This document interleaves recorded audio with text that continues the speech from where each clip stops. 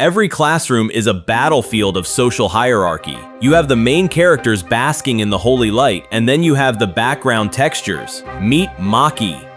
This guy is not just a background character, he is a low-resolution texture on a wall. He despises spring. It means forced introductions and maximum social anxiety. The teacher starts the class, but Maki cannot hear her. The sound of his own heart exploding is drowning out the entire world. He runs the survival calculations in his head. Maybe if he stays perfectly still, the clock will run out? Wrong. The teacher snipes him instantly. First batter up, and he is already sweating bullets. He scrambles to his feet, knees weak. He recites the standard NPC script. Moved here last year. Parents' job. It is boring, it is safe, and it is putting the class to sleep. Then she asks for hobbies. He panic lists the loner starter pack. Pizza. Games. The room goes dead silent.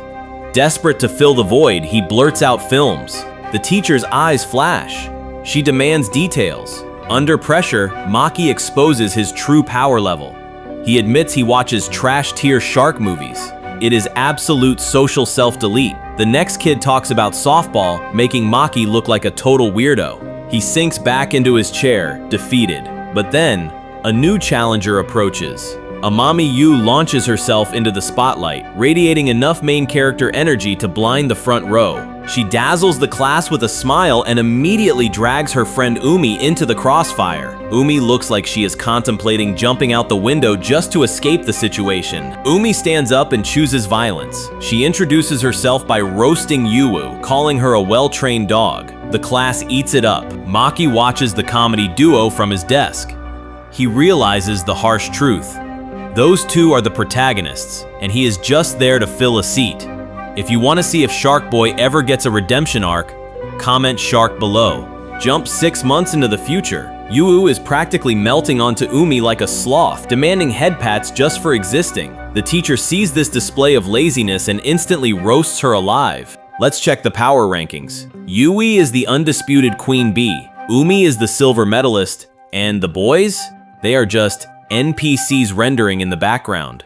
Maki is stuck in spectator mode watching Yu try to secure the Friday night objective. But then, the impossible happens. Umi shuts it down. She actually has plans. Yu digs for intel expecting some rom-com fluff. Instead, Umi drops a bombshell. She is watching a monster flick. We are talking about tentacles and absolute chaos. Maki's brain completely crashes. He cannot compute that the class idol is into trash-tier cinema. He realizes he is eavesdropping like a creep, but the lore drop is just too spicy to ignore. Yu freezes, her processor unable to handle the vibe shift. Umi does not even flinch. She holds out her phone like she is showing off a golden retriever, not a grotesque monster. Umi realizes she might be traumatizing the normie, so she decides to solo queue this mission. Yu starts backpedaling hard, frantically denying that she was judging her taste. But Umi executes the ultimate countermove. She grabs Yuyu's arm, turns on the charm offensive, and books her schedule for the entire next day. Crisis averted. While the normies were busy socializing and pretending to have lives, Maki realized the stars had aligned for something far greater. It is Friday night.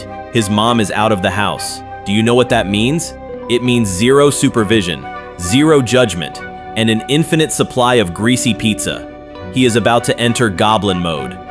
He watched Amami glide past him, looking like she just descended from the heavens with literal angel status. Meanwhile, he overheard some randoms debating if Asanagi was actually the top-tier choice. Maki could not help but run the analytics in his brain, calculating the power dynamics of the school hierarchy like it was a strategy game. He snapped out of his trance and marched into Pizza Rocket with a mission. But then, the clerk hit him with the ultimate NPC dialogue option, asking, "The usual?" Ouch. That one actually hurt. Being a regular at a fast food joint is basically a low-key cry for help, and the universe just called him out on it. He grabbed his loot and walked out, trying to tune out the toxic laughter radiating from the cool kids nearby, pretending he was the main character in a stealth mission. He tried to convince himself he was totally fine with the solo grind. Who needs excitement when you have cheese and carbs? But let's be real here. Deep down, he knew his life was missing that critical plot twist. He walked down the street, running a simulation in his head where he wasn't a total loser. In this fantasy, he was actually gaming with a friend, touching grass, being a normal human. Then the simulation crashed. Reality hit him like a truck, so he tactical rolled into the video store to overdose on high-definition escapism. He stood in the manga aisle, but he wasn't reading. His brain was stuck buffering on a toxicity loop. He kept replaying the trash talk he heard about Asanagi. He was mentally preparing to send those bullies to the lobby. Then, a wild Asanagi appeared. She looked at him like he was glitching out. She scolded him for ignoring her, shattering his brooding session instantly. His heart rate spiked to game over levels. She wasn't just saying hello, she was interrogating him about his specific taste in movies. He started sweating like he was in a ranked match against a cheater. He couldn't process the data. A girl was voluntarily speaking to him. It had to be a trap. He decided to throw the game and picked a trash-tier shark movie. She looked at him like he had zero IQ, questioning the physics of mini sharks. But then, her defense broke. She admitted she loved the absolute absurdity of it. They were bonding over bad CGI. It was a miracle. The vibe shifted. They were in full nerd sync. They walked down the aisle, hyping up Kung Fu Shark like it was cinema gold. But then she hit him with a critical roast. She teased him for planning to watch a masterpiece all by himself. Emotional damage. She called him out for eavesdropping, but then she flipped the script. She admitted she was being loud on purpose. It was a tactical play to aggro him. She clenched her fist, charging up her ultimate move. She cornered him between the bookshelves. There was no escape route. She pointed a finger right at his soul. I have business with you. It wasn't a request. It was a mandatory quest summons. She reached into her bag, shaking like a controller with rumble on. She handed him a crumpled note. It was a literal stat sheet. Hobbies included flunking tests, video games, and staying indoors. It was a desperate application for a co-op partner. Maki stared at the paper. She wasn't some high-tier normie. She was a fellow degenerate. He realized the truth. She was just as desperate for a player too as he was. She looked up, her eyes shimmering with vulnerability. She popped the question. How about being friends with me? Critical hit. That went straight to his HP bar. She didn't let the server lag. She immediately invited him to her house to drop off some loot. The plot was moving at Mach speed. Maki's morning starts with a jump scare, his mom crashing into the room like a raid boss, screaming about the time. He is already calculating the betrayal, firing back that he specifically ordered a 7 a.m. wake-up call, not this panic attack.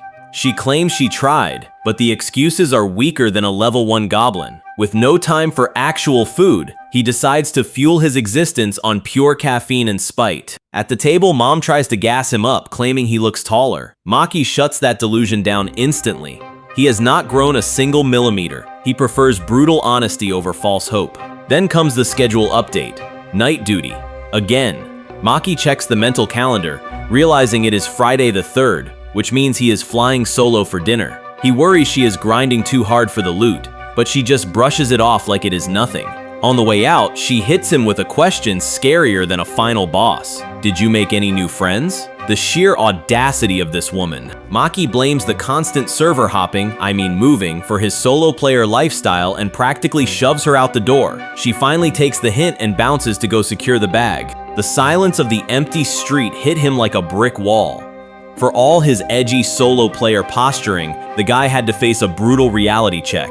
He checked his phone and realized he had exactly one person in his contacts list. Talk about a popularity contest he is losing. His brain rewound the tape to the critical moment Umi asked to party up. He was sweating buckets, panic levels critical. He tried to convince her he was trash tier loot, basically a gray item, not even worth the inventory space. He was practically begging her to leave him in the dumpster. Umi shut that self-pity down with a single look. She did not need a hero in shining armor, she just needed a fellow degenerate to roast bad movies with. Finally, someone who appreciates the art of trash cinema. But here is the kicker. There was fine print. She demanded a strict non-disclosure agreement. If her elite squad found out she was hanging with a certified weirdo like him, her social reputation would be sent straight to the lobby. Game over for her clout. She warned him he would have to lie through his teeth just to survive the social hierarchy. Maki just nodded like a bobblehead. She sealed the deal with a finger to her lips, silencing him. Secret agent mode engaged. They swapped numbers to establish a secure comms channel. Finally, they could geek out in peace without the normie police kicking down the door. The alliance was formed. Friday afternoons are usually for napping, but the secret alliance had other plans. Umi rolled up with refreshments, but her pizza order was a straight-up biological weapon. Triple garlic, double cheese, and enough mayo to stop a heart. She is trying to send vampires in a 3-mile radius to the lobby. They toasted to the calories, but Umi woke up and chose violence. She demanded a rematch to wash away the shame of losing 10 matches in a row last week. She swore she had been sweating in the lab, ready to hand out losses. That confidence lasted exactly 3 seconds. Some random scrub snatched her loadout and she went nuclear, screaming that honor is for losers. Maki analyzed the gameplay and realized the tragic truth. She is not a pro, she is just a button-mashing casual with anger issues. She turned into a greedy loot goblin, screeching, "Mine," over a virtual box like her life depended on it. But the fun police arrived in the form of a wall clock. The grind had to stop. Back in reality, the gaming session finally wrapped up. Maki watched Umi clean, running the numbers in his head on how she inhales junk food but stays stick thin. The math was simply not mathing. He got caught staring way too hard. Umi immediately flagged him as a creep, demanding an explanation for the suspicious behavior. Maki panicked and played the jealousy card, claiming he envied her metabolism. Umi took the bait instantly, bragging about her workout routine. Maki decided to verify the hardware. He reached out and pinched her waist, looking for a single pixel of body fat. The air left the room. Maki realized he just touched a girl without permission and his life expectancy dropped to 0. But he did not retreat. He doubled down. He lunged forward, locking onto her sides before she could put up a shield. Critical hit.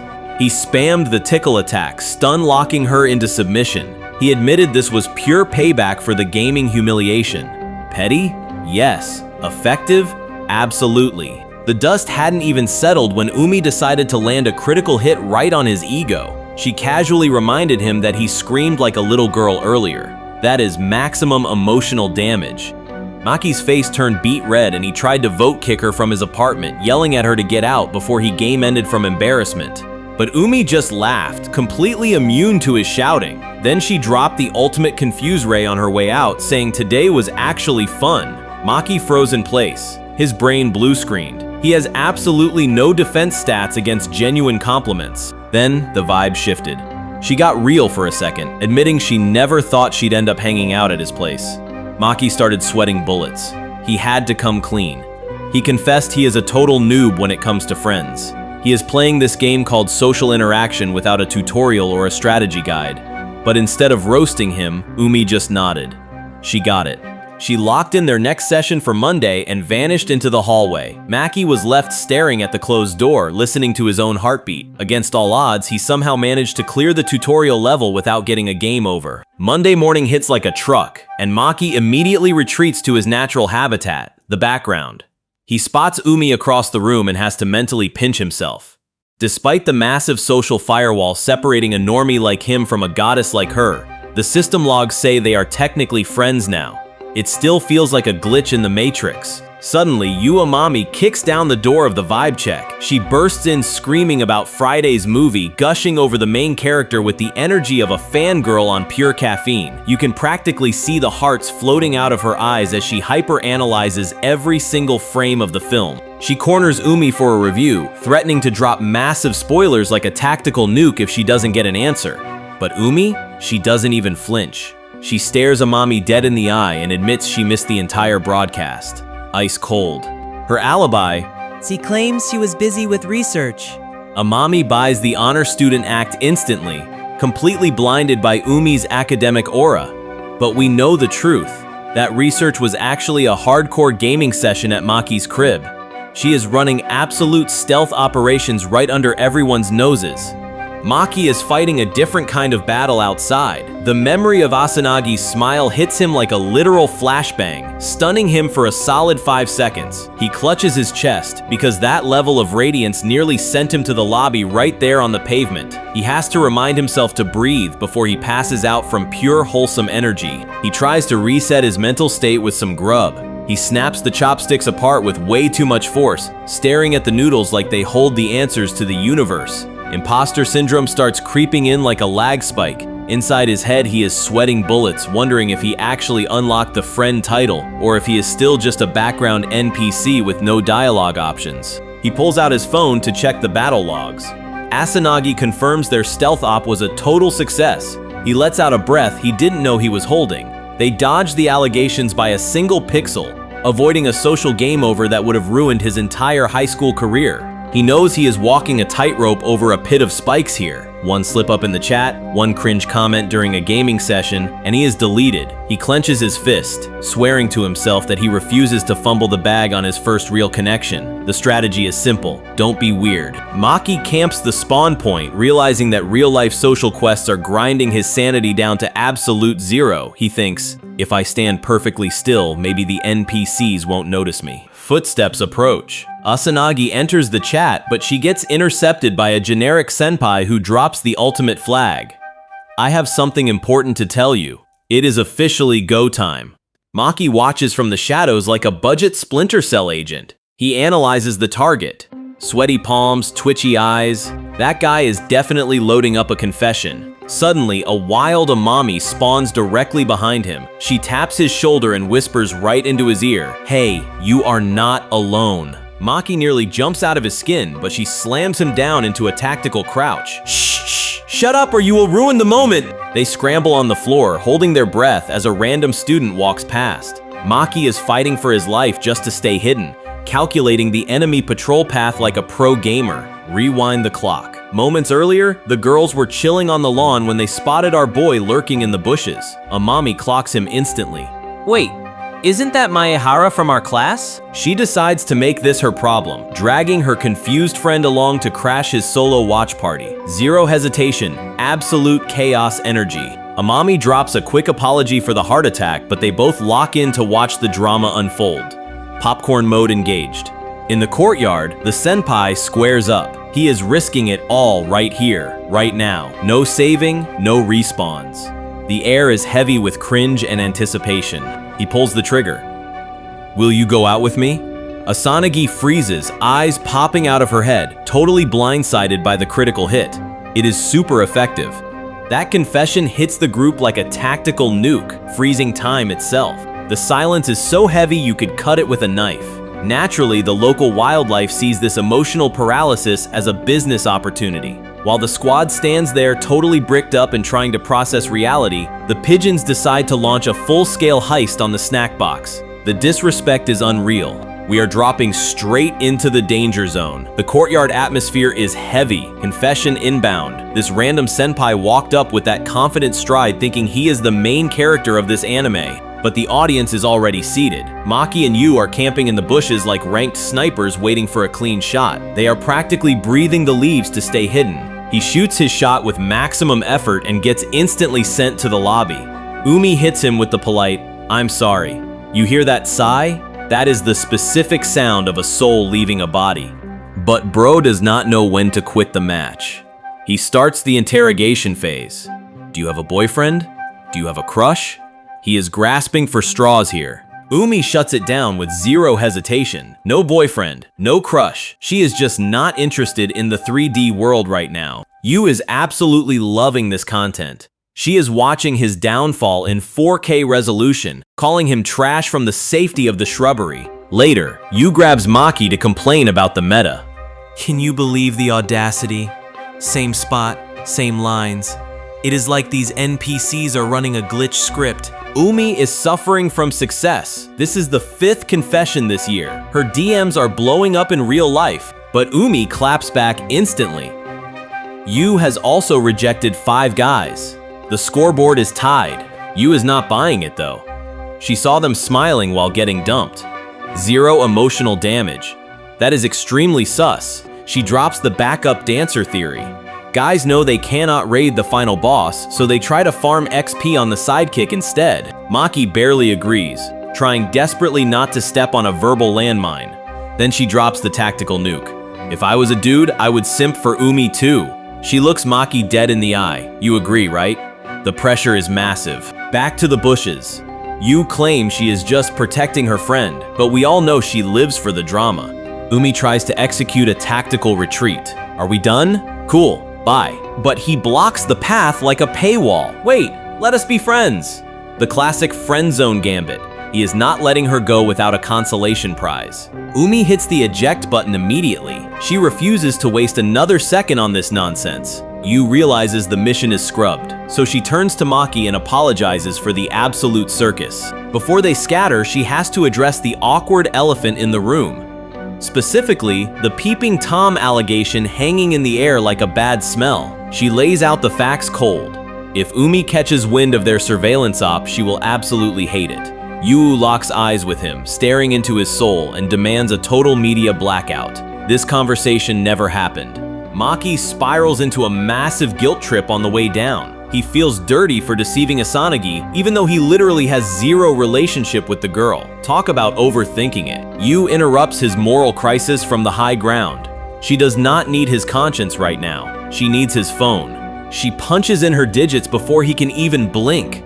Congratulations, buddy, you are officially friends now. There is a catch though. She slaps an immediate NDA on the relationship. Maki stares at the screen, realizing his list of dangerous secrets is growing faster than his actual social life.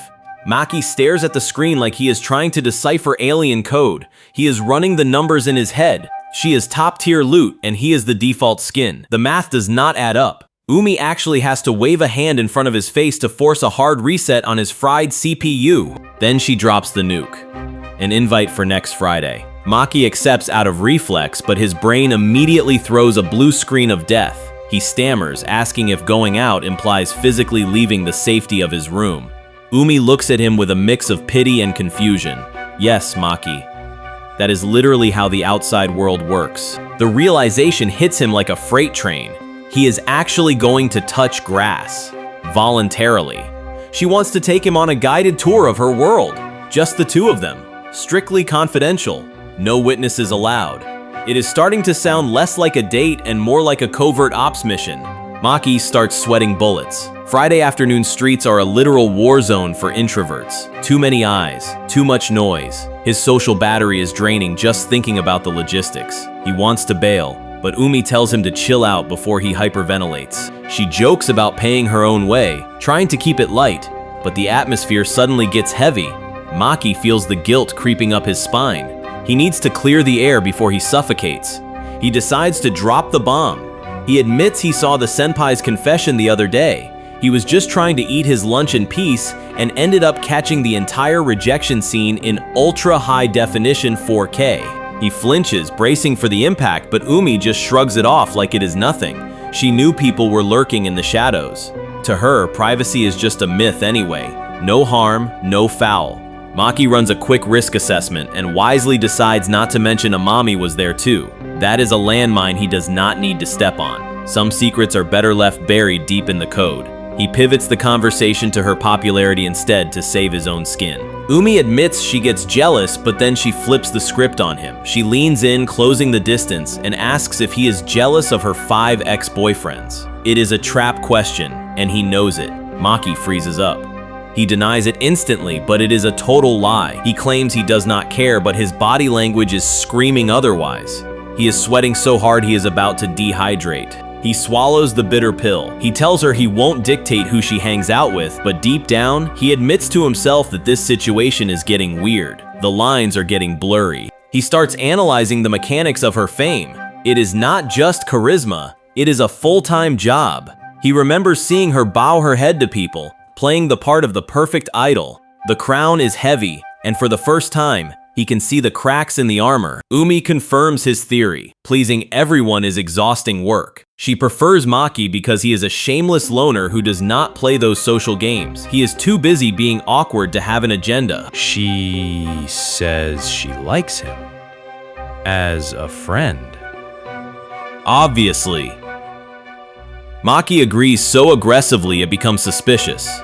He starts rambling about how platonic he is, digging himself into a deeper hole, until she finally tells him to shut up.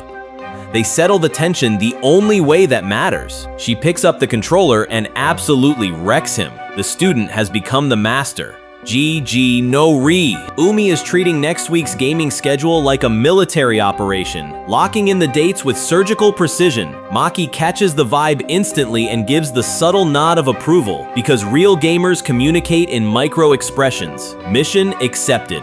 The squad tries to initiate the walk home ritual, but Umi hits the eject button immediately. She drops the urgent business card, but that grin plastered on her face is telling a whole different story. The detectives in the room are already on the case because the sus levels are rising faster than my ping on a bad server. Nina connects the dots and decides to drop a tactical nuke right in the middle of the conversation. She asks if Umi snagged a boyfriend. Amami Yu hears the B word and her soul practically leaves her body, ascending to the astral plane out of pure shock. Umi tries to plead the fifth, but it is too late. The classroom descends into a soap opera that would put daytime television to shame. People are shouting, alliances are forming in real time, and Yu is having a full-blown existential crisis over the thought of losing her bestie to some random guy. Yu eventually reboots her operating system and offers to support Umi's non-existent love life with tears in her eyes. Umi just smiles, knowing damn well the only thing she is dating is a high score on the leaderboards. She is playing 4D chess while everyone else is playing checkers. Meihara is currently fighting a boss battle against his own reflection in a shop window. He is stressing over a shirt he bought a year ago, thinking, does this make me look like an NPC? He knows if a single classmate spots him right now, his entire social stealth build is getting nerfed into the ground, but it is too late to log out. Suddenly, Umi spawns in, looking way too effortless for a Friday afternoon. She flashes a high-tier smile and notes that he is early, completely unbothered by the fact that they are standing in the open like loot drops waiting to be claimed. Meihara is absolutely not having it. His head is on a swivel, scanning the perimeter like he is checking for enemy snipers. He is practically begging her to relocate to a safe zone before the school gossip squad catches them in 4K Ultra HD. Umi casually adjusts her cap and decides to wake up and choose violence. She looks him dead in the eye and suggests they just stop hiding, proposing they tell everyone exactly what they are to each other. You can practically see Meihara's soul leave his body. He stands there frozen, buffering, contemplating the absolute chaos that would unleash if that information leaked. He is imagining the forums crashing. Then, she hits him with the classic, just kidding. She is playing with this man's heart rate for sport. Absolute menace energy. She is farming his anxiety for XP. Apparently, some fashion guru decided that peak style is just wearing stuff you absolutely do not need. Meihara hits us with that confused head tilt, looking at the magazine like it just insulted his ancestors. You can practically hear the gears grinding in his head trying to process that logic.